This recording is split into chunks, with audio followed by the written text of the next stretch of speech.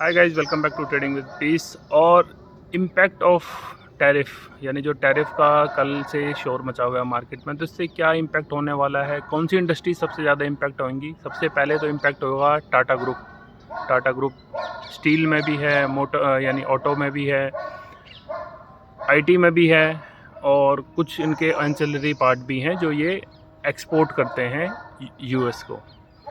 और दूसरा आती है फिर एक टेक्सटाइल इंडस्ट्रीज़, जो हमारे लेट से हम ट्राइडेंट ले लें, जो यार्न बनाती हैं, यानी अपनी टावल वहाँ बेचती है कपड़े से रिलेटेड।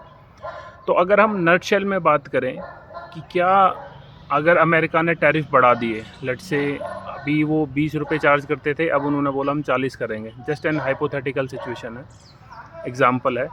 तो क्या अब जो वहाँ का कंज्यूमर है वो उस चीज़ को ख़रीदना बंद कर देगा। फॉर एग्ज़ाम्पल, हमारे कंट्री में जर्मन कार्स या एक सर्टेन सीसी से ऊपर की जो भी कार्स हैं उन पे 100% तक का टैरिफ लगता है। फॉर एग्ज़ाम्पल, अगर आप जर्मनी से मर्सिडीज़ की कोई बढ़िया गाड़ी इंपोर्ट करना चाहते हैं, जर्मन इंजन, उस पे अगर 1 करोड़ की गाड़ी है तो वो इंडिया में आपको 2 करोड़ की पड़ेगी। लेट्स से आज आपने वो 2 करोड़ की गाड़ी लेनी है, तो क्या आप अपना डिसीज़न या अपनी जो रिक्वायरमेंट है उसको कैंसिल कर देंगे जस्ट बिकॉज कि पहले वो 2 करोड़ की थी, अब आपको उसके लिए 2 करोड़ 10 लाख या 20 लाख देने पड़ेंगे। तो एक सिचुएशन ये है। लेट्स से टाटा स्टील है, क्या टाटा स्टील जो यहाँ से एक्सपोर्ट करता है यूएस को, अब अगर जैसे यूएस को लेट्स से आप सपोज़ करो कि यूएस ने बोला है कि they want their people to manufacture that particular product in their own country so that employment generate हो पाए, तो क्या इतनी सस्ती लेबर मिलेगी उनको वहाँ, रॉ मटेरियल मिलेगा? और जो 10% अगर 20% टैरिफ लग भी गया तो क्या वो जो अपना ये इन्फ्लेशन है उसको मिटिगेट कर पाएंगे? तो ये बहुत सारी एक डीप एनालिसिस अंडरस्टैंडिंग चाहिए। ऐसा नहीं है कि over the night Rome was not build in a day वाली बात है कि ओवर द नाइट आज एक रूल आया और कल से मार्केट में सब कुछ चेंज हो जाएगा। बहुत टाइम लगता है, बहुत डेकेड्स लगते हैं एक पर्टिकुलर सेक्टर को अपनी इंडस्ट्री बनाने में। अगर लेट से बना भी लेते हैं तो क्या अमेरिका के पास उतना डिमांड है उसको कंजम्पशन के लिए? फिर अगर वो किसी और अनदर कंट्री को एक्सपोर्ट करेगा तो वह यही सिचुएशन दोबारा आ जाएगी। तो एक बहुत बड़ी बात है, समझने की बात है मेरे हिसाब से। Again, I could be wrong, हो सकता है कि मैं गलत हूँ, हो सकता है मैं गलत हूँ, कोई दिक्कत नहीं है उसमें मुझे। तो डिपेंड करता है कि क्या आगे होगा उसमें। अब बात करते हैं हम अपने इंडस्ट्री को लेके, यानी हम कंसिडरिंग स्टॉक मार्केट से रिलेटेड चैनल है, तो इसी के ऊपर हम बात कर रहे हैं कि टैरिफ आ गया है, स्टॉक मार्केट में क्या सब कुछ बदल जाएगा।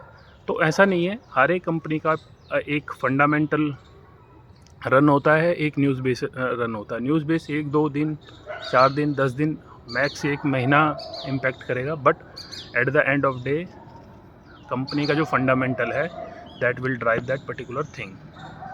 तो ये मेरा मानना है इम्पैक्ट ऑफ टैरिफ। क्या टैरिफ का वॉर शुरू होगा, नहीं होगा? तो हमें मार्केट को अभी थोड़ा टाइम देना चाहिए, एंटिसिपेट कुछ नहीं करना चाहिए। मार्केट अपने आप ही डिसाइड करेगी। इससे पहले भी बहुत बड़ी बड़ी ऐसी न्यूज़ आती रही हैं, बट मार्केट एक अपने सर्टेन अपना जो पेस है उसको मेंटेन करके अपने हिसाब से चलता है। तो ये एक मेरा व्यू है। आपको क्या लगता है कि क्या, जैसे टाटा के मैंने आपको एग्जांपल दिया, तो ऐसी कंपनियां इनको बहुत बड़ा नुकसान हो जाएगा?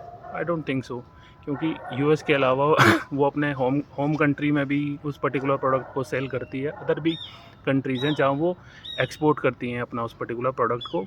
जैसे कोई कंपनी बांग्लादेश में कुछ बनाती है, फॉर एग्ज़ाम्पल मैं इंडिया का ही देता हूँ स्टॉक मार्केट से रिलेटेड। अगर वो कंपनी इंडिया में बनाती है, इंडिया का कंजम्पशन है, फिर उसके बाद वो यूके, यूरोप, यूएस, इन कंट्रीज़ को एक्सपोर्ट करता है, तो हो सकता है अगर उसका रेवेन्यू 20% यूएस से आता होगा तो वो या तो 18 हो जाएगा।